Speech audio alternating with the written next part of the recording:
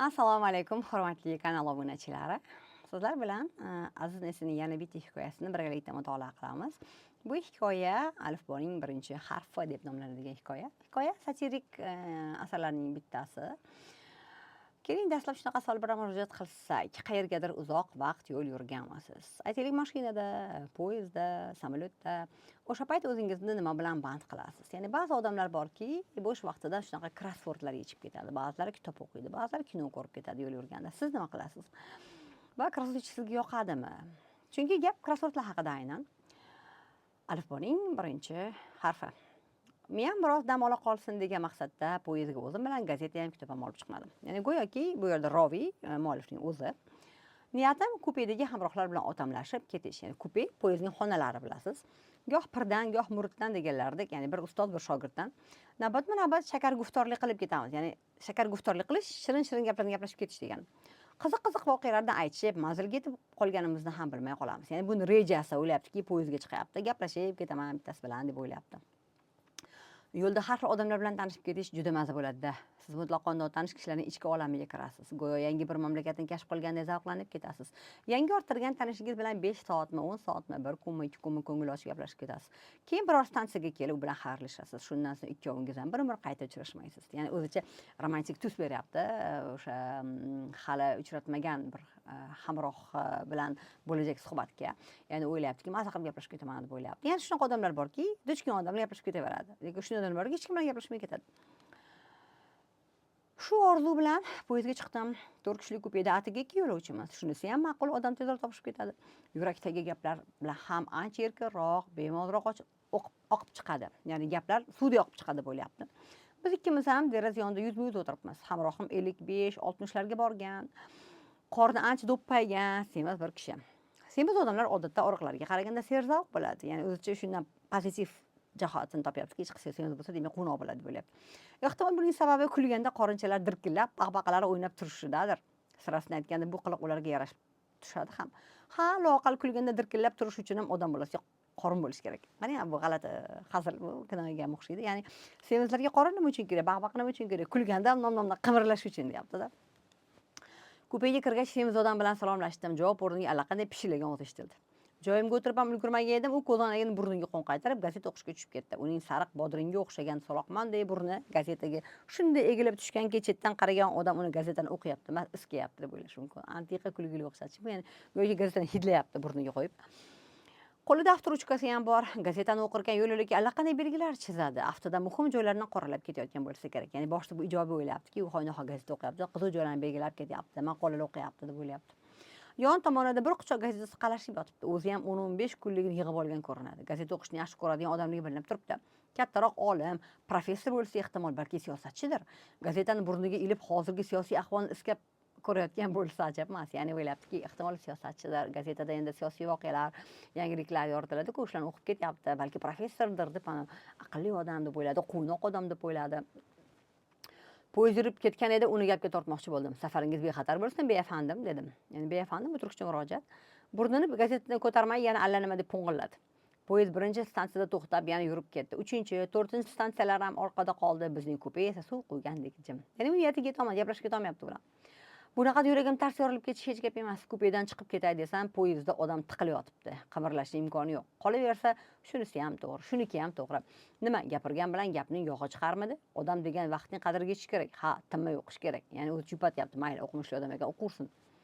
Yo'lda ulfatlashib ketish ham yaxshi narsa-ku-ya, lekin ezma odam joni egovi bo'ladi. Ming'irlayverib, miyangni qoqib qo'lingga beradi. Bu odam chakaga ochiq hamrohlarga uchrab, rosa ta'zirni yegan bo'lsa ham ajab emas, lekin bir narsaga hayron bo'lib turibman. Semiz hamrohim bitta sahifaga tikilgancha ketyapti, ikki ko'zi gazetaning bir joyiga qadalgan. Ya'ni oldiniga u bilan gaplashib ketmoqchi bo'ldi. Keyin gaplashib ketolmagandan keyin o'zini yupatdi, chiqisi yo'q, balki aqlli odamdir, bandir. Keyin o'ylab qarayapti, nimaga bu odam bitta betga o'qiyapti, ikkinchi betga o'tmayapti. Ya'ni gazeta o'qigan odam keyingi betlarini ochish kerak-ku. Umuq etmaydi, vagon tebranadi. Noiloj mudroq bosib pinakka ketibman. Ya'ni odam zerikkanda uxlaydi odatda yo'lda. Qattiq turtkidan uyg'onib ketdim. Beafandim, beafandim. Buni qarasam, semiz odam yengimdan tortib qilayotgan ekan. Men tortib uyg'otyapti uni. Biror falokat ro'y berdimi deb o'yladim. Keyin tushadigan stansiyamni o'tib ketibman-da degan xayolga ham bordim. Sapchib o'rnimdan turdim. Kechirasiz, sizdan bir narsa so'ramoqchi edim deb qoldi hamrohim. Miyamga xayriyat, endi suhbatlashadigan bo'libman degan fikr keldi. Marhamat afandim. bemor nimadan qo'rqadi? Meni kalaka qilyaptimi degan xayolda betiga tikildim. Hazillashayotgan odamga o'xshamaydi. Bemor nimadan qo'rqadi deysizmi? Savolni qaytarib so'radim. Shundoq, doktordan. U gazeta betiga nimadir yozdi keyin dedi. To'g'ri kelmas ekan. Kasalxonadan. Qaytadan gazetaga bir nima yozgan to'ng'iladi. Bu ham emas. Doktorga beradigan pulidan. Qarang endi kinoga o'tyapti. Yo'q, birinchi harfi O, ikkinchisi P bo'lishi kerak. Hammasi bo'lib 8 ta harf. Operatsiya xuddi o'zi u yana gazetaga sho'ng'ib ketdi. Alla vaqtgacha ikkimizdan ham sado chiqmadi. Demak, tushunsiz biladi-ku, krossvord yechyapti. Krossvordda qaysi harflarni topasiz-da, qolgan harflar bilan kattalarni to'ldirib chiqasiz.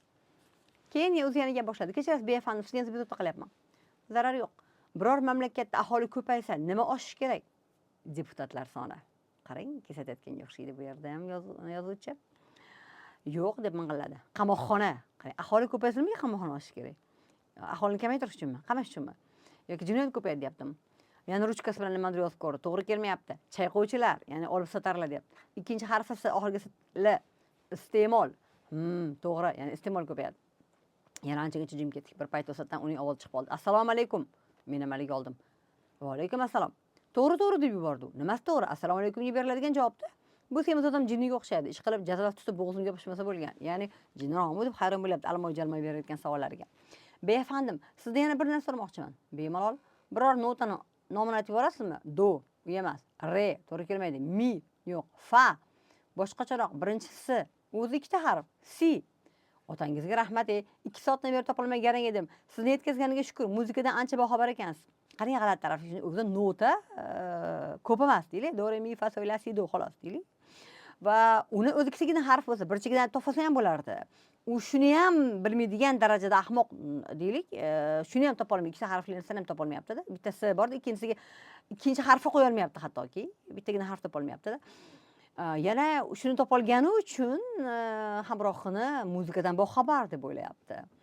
Va u ham kesatyapti qani. Ha, ancha xabarim bor muzikadan. Sol, la degan boshqa notalarni ham bilaman. Yana oraga jimlik cho'kdi. Befandim, labbay taqsir.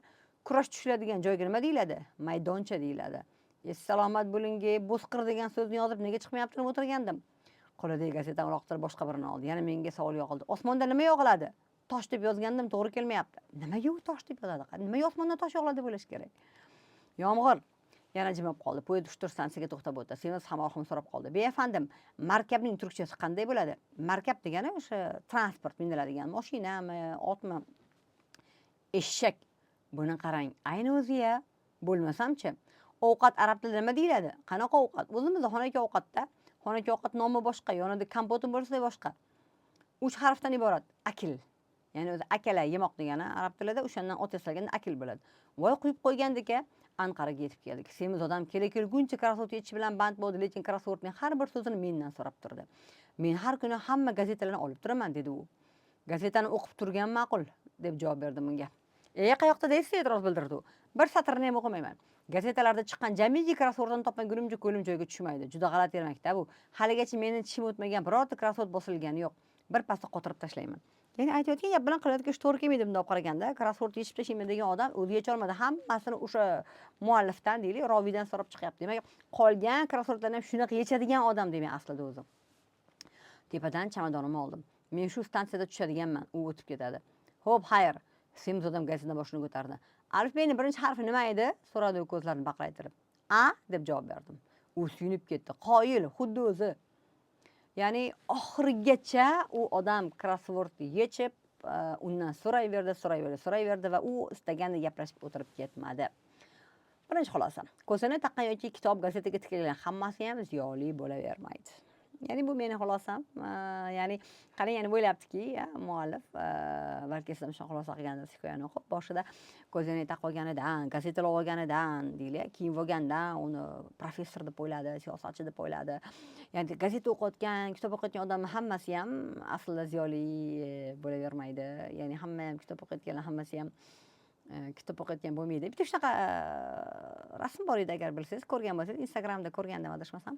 Ya'ni bitta rahbar derazadan o'tib ketyapti-da, bir necha xodimlar yig'ilib bitta kompyuter tepasida turishib ekranga qarab, keyin team building ketyapti, jamoaviy ishlashyapti birgalikda, jamoam bitta hamkor bo'lib birga ishlayapti deb rahbar xursand bo'lib ketyapti. Keyin narigi tarafdan ko'rsatadi. Ular hammasi ekranda tushlikka nima ovqat buyurtma berishni muhokama qilayotgan bo'ladi. Aslida ekranda ovqat rasmi turgan bo'ladi. Ya'ni tashqaridan ko'rinayotgan narsa aslida xuddi shunaqa narsa bo'lib chiqmayvermaydi har doim ham deyapti.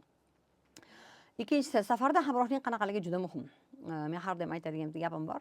Yaqinlarimga ham gap qayerga borishda emas, gap kim bilan borishda deb. Ya'ni har doim yaxshi hamroh bilan borsangiz, keyin safaringiz safardek bo'ladi.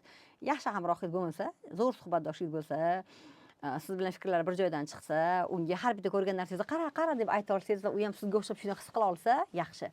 Lekin hamrohingiz siz bilan bog'dan tog'dan keladigan bo'lsa, faqat uxlab ketadigan bo'lsa, faqat ovqat yeydigan bo'lsa, deylik, u bilan juda zerikarli bo'ladi. Uchinchisi, krossovka yechish ayrim odamlarga o'zini aqlli his qilish imkonini beradi. Bir paytlar judayam urf bo'lganda, adashmasam 2000-yillarda krossovka va skanortlar juda chiqardi. Ayrim gazetalar faqat shuni chiqarish bilan shug'ullanardi. Nimagadir bir shunaqa urf bo'ldi. Ommaviy hamma krossovka yechishga tushib ketgandi. Hammani qo'lida krossovklar, skanortlar, unaqasiga, bunaqasiga so'z yozib topib, nimagadir bir shunaqa rasm bo'ldi. Mana hozir hech kim yana ishi bo'lmay qo'ydi krossovklar bilan. Va krossovka yechish odamlarga o'zini ehtimol menga shunaqa tuyuladi, aqlli his qilish imkonini beradi. Ya'ni topyapti, u qanaqa men aqlliman, hoynahoy shuning uchun kerak bo'lsa kerak. Meni o'zimga to'g'risini aytsam unchalik yoqmaydi krossovka yechish. Vaqtni isrof qilishga o'xshaydi nazarimda. Va bu hikoyadan chiqadigan qanaqa xulosa bor deylik. Aytaylik, bu hikoya men nazarimda u qadar katta bir xulosalar beradigan yoki bir tagida bir ramziy gaplar bor xulosaga o'xshamaydi. Shunchaki yengil satira va yumor aralash bitta hikoya bu. Va bu bilan bog'liq qanaqadir bitta aqlli xulosalar chiqara olmadim. Buning uchun uzr. Agar sizda boshqacharoq bitta xulosa bo'lsa, fikr mulohazalar bo'lsa, albatta uni quyida yozib qoldiring va bizni kuzatishda davom eting. Hozircha xayr, salomat bo'ling.